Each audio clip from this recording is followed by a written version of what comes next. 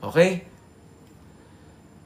Alright, so nasagutan na natin tong 43. Punta tayo sa number 44. Sabi, Jerry is 40 meters away from a 30-meter high building. Find the angle of elevation if he is looking at the top of the building. So, imagine niyo may building. Okay? Bawa ito yung building. Tapos ito yung ground. Assuming pantay na lang yan. Okay? And then, find the angle of elevation if he is looking. So, normally, ito yung si tao. So, si Jerry. Tapos, 40 meters away siya. So, ito siya. Ito, 40 meters to. Tapos, nakatingin daw siya sa tuktok ng building. Ang tinatanong is, find the angle of elevation. So, pag tinanong yung find the angle of elevation, itong angle na to yung tinatanong.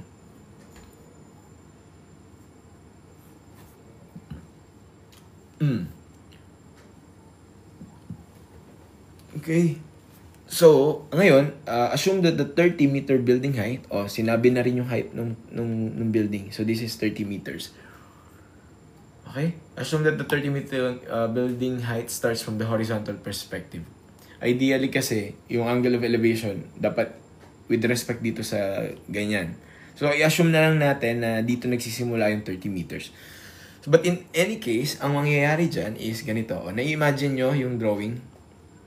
So, para lang kayo may triangle, na ito ay 30, tapos ito ay 40, tapos ito yung angle na hinahanap. So, kapag hinahanap yung angle, ang tinatanong sa atin, so, ang gagawin nyo lang is hanapin nyo lang yung relationship nitong dalawang to sa angle na to. Diba? So, anong relationship ng 30 dito sa angle theta na to? Or sabihin na natin angle x. TOA, correct. Okay, TOA. So, ang gagawin ko, yung tangent ng angle, sabihin mo ng tangent theta. Pangalanan lang nating theta. So, tangent theta is equal to opposite over adjacent. Tama? So, ano yung value ng tangent theta natin? Ano yung tangent opposite over adjacent? Ano yung opposite? Yung 30. Ano yung adjacent? Yung 40. So, the tangent theta is 30 over 40. Or 3 over 4. Tama? Gagawin ko na siyang 3 over 4. Kaya lang, paano ba kayo kumukuha ng value ng angle? So, dun pumapasok yung concept ng arctan. Or makikita nyo yan sa books nyo as tan raised to negative 1. Pero, ganito lang siya. Dahil sa UCAT, hindi nyo naman masasolve ano yung mismong angle na yon, posibleng ganito na yung lalabas na sagot. Arctan or tan raised to negative 1, 3 over 4. So, the answer is letter B. Okay? Di ba pagdating sa calculator sa school, pwede nyong i-arctan tapos ibibigay na niyo yung value ng angles. Pero kasi ang meaning lang naman ng arctan is yung mismong value na ng angle. Okay? Shift pa nga po pala yun. Ayun. Okay? Okay, clear tayo? So, ayan. Hopefully makatulong to. And then, kung gusto nyo rin naman ng more examples pa, nasaan ba yung ano? Teka, mamaya ko yung internet. Pero, meron din ako ditong playlist nung mga live last year. So, kung gusto nyo manood ng mga live last year, pwede nyo rin panoorin kung gusto nyo pa makakita ng other problems. Last year, I think gumamit lang ako ng mga random PDF na materials. Pero itong test na to, majority nito is ginawa ko na yung problem. I mean, may mga pinalitan na tayo, mga values, mga situations, ganyan. Pero may mga reference din naman tayo. Kaya, kumbaga, ipapattern pa rin natin kung ano yung more or less expected na line of questioning. Okay, punta tayo dito sa number 45, counting techniques. In how many ways you can arrange the letters of the word Mississippi. So, may nakita ko one time, nag-comment sa isa sa mga videos natin, tinanong daw yata to sa PUPSET. Pero sa PUPSET naman, ang tanong is, in how many ways you can arrange the letters of the word PUPSET. So, very, very easy lang naman tong ganitong uri ng problem. Ang gagawin nyo lang, tandaan nyo lang is, total number of letters, total letters sa numerator, i-divide nyo lang sa nauulit. kapag nag-aaral ako ng math, instead na sinasaulo ko yung mga formulang medyo nakakalito sa uluhin, gumagawa lang ako ng simpleng paraan para madali siyang alalahanin. So, total letters over na uulit. Okay? So, ilan ang letters ng Mississippi? 1, 2, 3, 4, 5, 6, 7, 8, 9, 10, 11. Tama ba? 1, 2, 3, 4, 5, 6, 11, di ba? Tapos, ifa-factorial mo lang yung lahat. So, magiging 11 factorial over, ano yung mga nauulit? O, sige. Si letter M, hindi. Si letter I, di ba yung letter I nauulit? Ilista muna natin ilang beses na ulit si I. 1, 2, 3, 4. Okay, so ang gagawin ko, if 4 factorial ko yun. Next, letter S. 1, 2, 3, 4. 4 factorial din to. So, ilalagay ko ulit siya 4 factorial. P. Ang P, dalawa. So, lalagyan ko din ito ng 2 factorial. Okay? So, ganun lang. Total letters na factorial over mga nauulit, ifa-factorial mo lang din. Okay? So, paano natin gagawin to? So, 11 times 10, 9, 8, 7, 6, 5, 4 factorial. Itigil nyo na sa 4 factorial kasi yung isang 4 factorial, ika-cancel na natin. Tapos ito, 4, 3, 2, 1. Tapos isang 2 times 1. Okay? Nakuha, saan galing tong mga times na to, di ba? So, pwede ko nang i-cancel itong 4 factorial na to. And then, ano pa yung mga pwede nating i-cancel? O, ito. 4 times 3, ano yung mga gusto nyo i-cancel dito? Yung 6, pwede, di ba? Ba't ko binura? Yung 6, ka-cancel ko sa 2 times 3. Tapos yung 2 times 4, yung 8. Okay? So, anong natira sa atin? 11 times 10 times 9 times 7 times 5. O, ayan, mag-multiply na kayo. Tiyagain nyo na lang pagdating sa exam.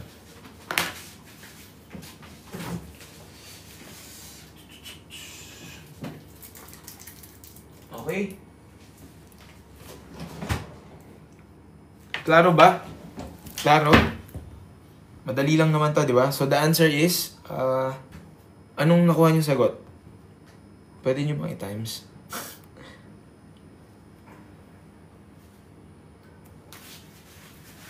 Ba't magkakaiba kayo ng sagot? Sige, sagutan natin. 7 times 5 is 35. 35 na to, di ba? Tapos ito, 90. Sige na nga, sagutan natin. 35 times 90. 0, 45.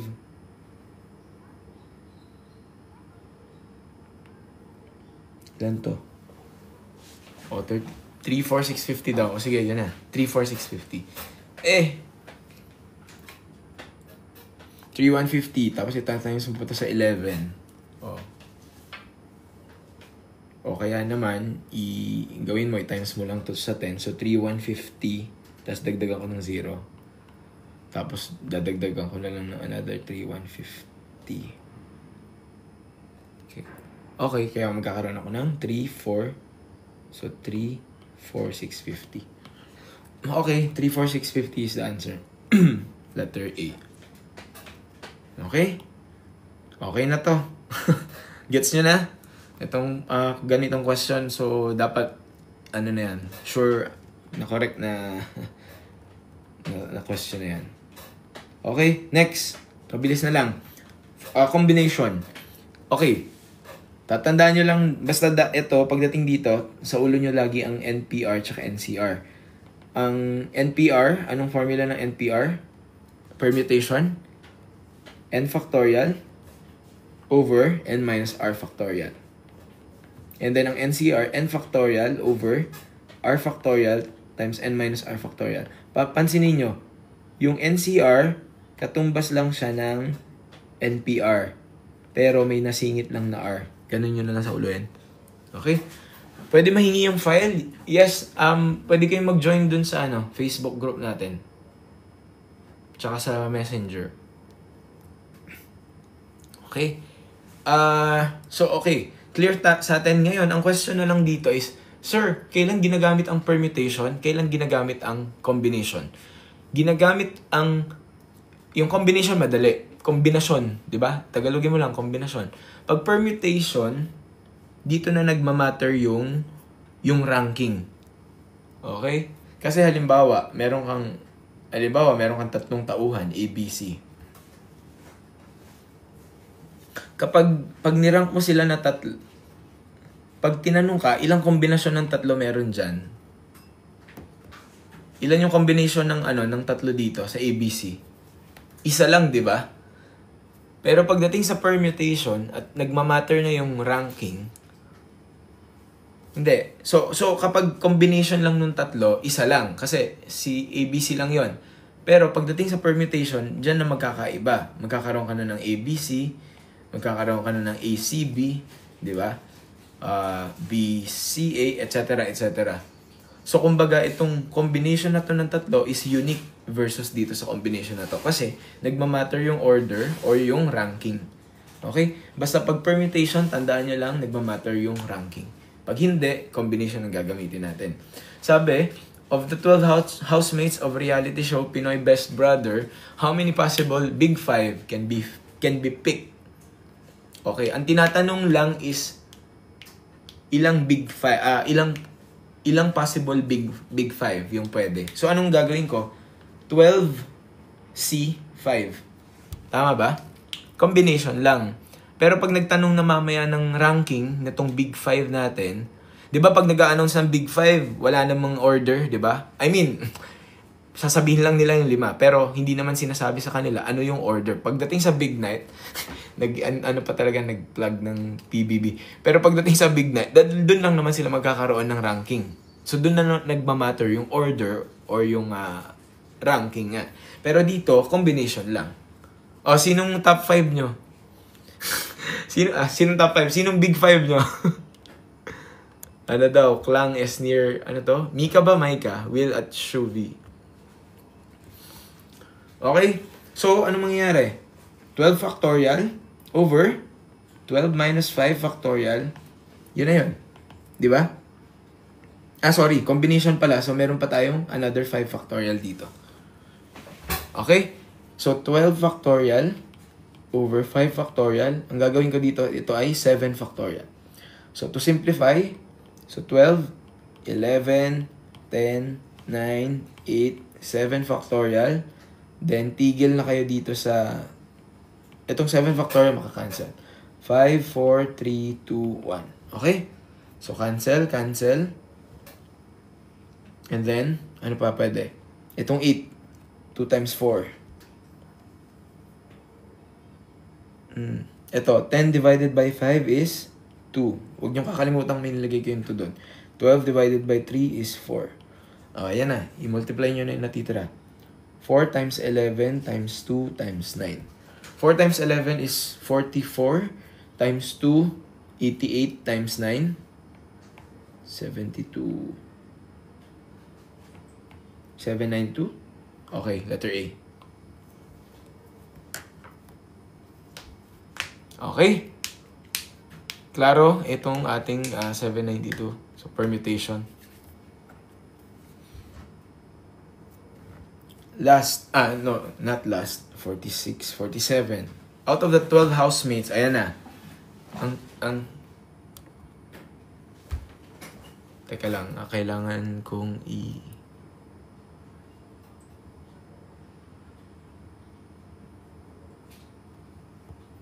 Okay, question dito. 6 po, sir. Ano yung 6? 6 na ba kukunin sa ano ngayon? Hindi ko alam. Ano lang yan? Random problem. Okay. How many possible top 5 with ranking can be picked? So, dun na natin gagamitin si 12P5. Okay? So, ano mangyari? 12 factorial over 12 minus 5 factorial. Okay? So, meron kang 12 times 11 times 10 times 9 times 8 times 7. Ito, ititigil ko na sa 7 factorial. Okay? So, 7 over 7. Itong 7 factorial, cancel. Ano matitira? 12 times 11 times 10 times 9 times 8. Ano sagot dyan? Ilan yan? 12 times 11 times 10 times 9 times 8.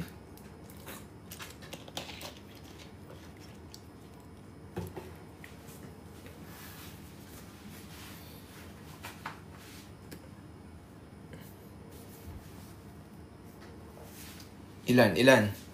Letter D? Okay, so letter D. Okay? So, 95,040. So, nagme-make sense ba siya sa inyo? Na pag meron ng ranking, mas malaki yung sagot. Tama ba? Kasi nga, halimbawa, yung ABC, iba na siya sa BAC. Di ba?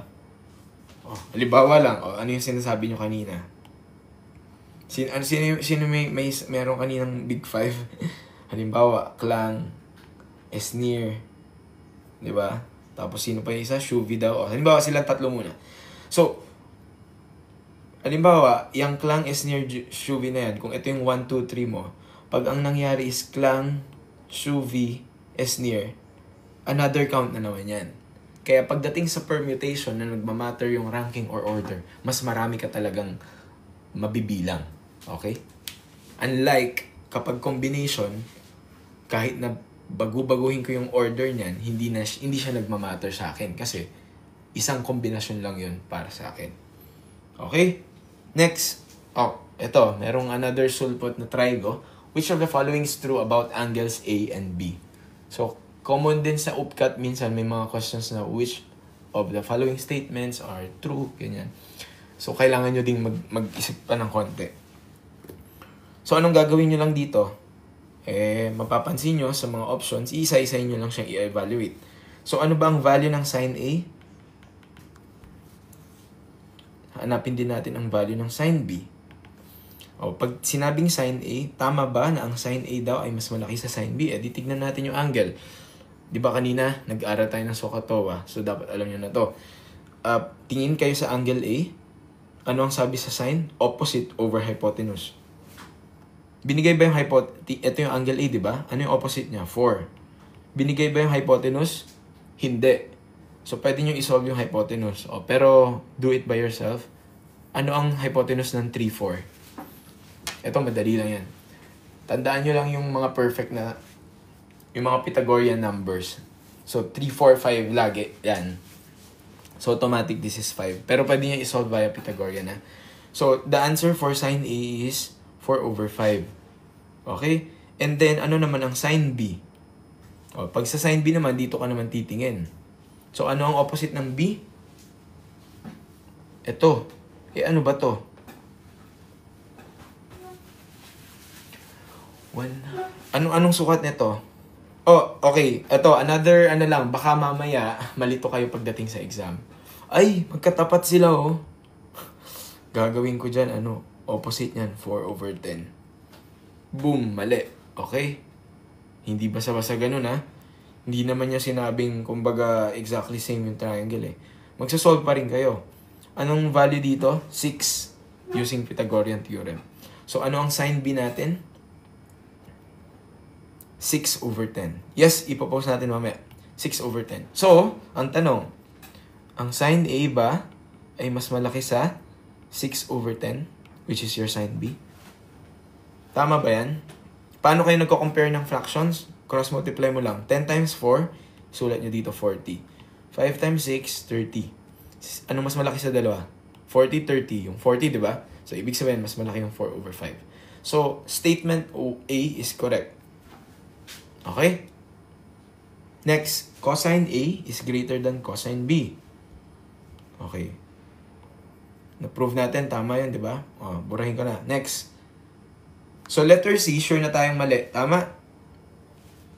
Tama. Sure na tayong mali yung letter C. Kasi nga, ang sin A ay mas malaki dapat sa sin B. Next, patunayan lang natin yung cos A, cos B. Kung tama ba yan. Kasi merong option na letter D So, ano ang cosine A? Tingin sa A. Ano ang cosine? Adjacent. Ano ang adjacent? 3 over hypotenuse 5. Ang cosine B. Tingin sa B. Adjacent is 8 over hypotenuse 10. Okay, now, let's compare. 3 over 5, 8 over 10. Ang tinatanong sa statement is greater than daw yung cosine A. Tama ba to? Ipoprove natin. 10 times 3, 30. 5 times 8, 40. So, tama ba yon? Uy, watch the videos for Ustet. Yan, nakapasa siya. Congrats, M. No. Okay. So, mas malaki yung 8 over 10. So, ibig sabihin, cosine B ay mas malaki kesa sa cosine A. So, the answer is letter, ano sasagot ko? Letter A. Okay? Yung iba sa inyo, feeling ko, pagdating dito, tatama rin eh. Ang gagawin, ay, merong letter D. Yan ang sagot dyan. Sigurado ko. Both A and B. Malaki yung chance, pwedeng ganun, pero ingat pa din. Okay? Diba? Ganun gagawin nyo. Pag nakita nyo, ano yun? All of the above, both A and B are correct. Yun ang kagad yung mga isasagot nyo eh. Hindi pwede Hindi pwede. Yun na yun. Tama na yan. Okay? So, 49. What is the probability of getting sum of 4 when you roll 2 dice? Ano bang numbers ng dalawang die?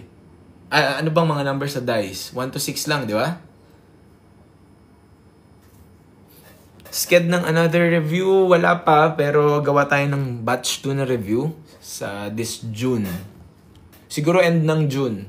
Para at least may 1 month pa kayo bago mag-actual upcut. Di ba ang upcut is August first week. Okay, probability of getting a sum. So, ang tandaan nyo lang sa probability, para lang hindi kayo malito, is ano yung hinahanap, parang ano yung desired na mangyari over parang total events. Pag sinabing total events, ano yung mga possibilities? Okay? So, parang all possibilities. So, pagdating sa dalawang die, para malaman nyo yung total events or total possibilities, ang gagawin nyo lang, ilan ba ang number dun sa isang die? Diba, 6? So, dun sa unang die, merong 6 na scenarios, kumbaga, na pwedeng lumabas. And then, pag dun sa pangalawang dice mo, may 6 din. So, ang total events mo, yung denominator is 36. Okay? Kasi, 6 yung mga pwedeng lumabas doon. So, 6 times 6 lang. Okay? And then, ang next dyan is, ano ba yung desired natin? Ang desired natin is sum of 4. Ano lang ba yung chances na magiging sum ay 4? Kapag ang lumabas ay 1, 3, tama? Doon sa dice 1, dice 2. Tapos, pwede ring 3, 1, babaliktad lang. And then 2, 2. So, 3 lang ang pwedeng mangyari. At 3 lang ang pwedeng scenario na magpapa-sum ng 4.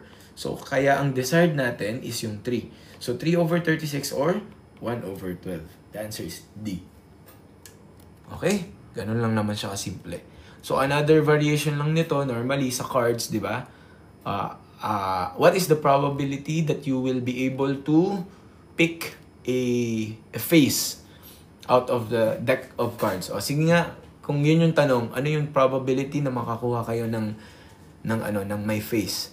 Ilan ba ang deck of cards? Ilan ang cards doon? So ang total events mo ay 52. Di ba? Ilan ang may muka? Di ba kada shape 3? Ilang shape? 4. So meron kang 12 over 52. And then lowest term mo na lang yan. Hindi 4, yan.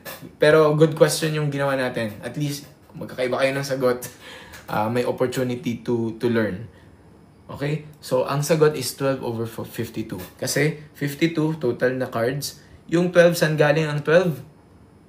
Kasi nga, di ba, meron kang Queen, Jack, King. Tapos, meron kang 4 shapes. So, ilan lahat yun? 12 lahat, di ba? Face. So, 12 over 52.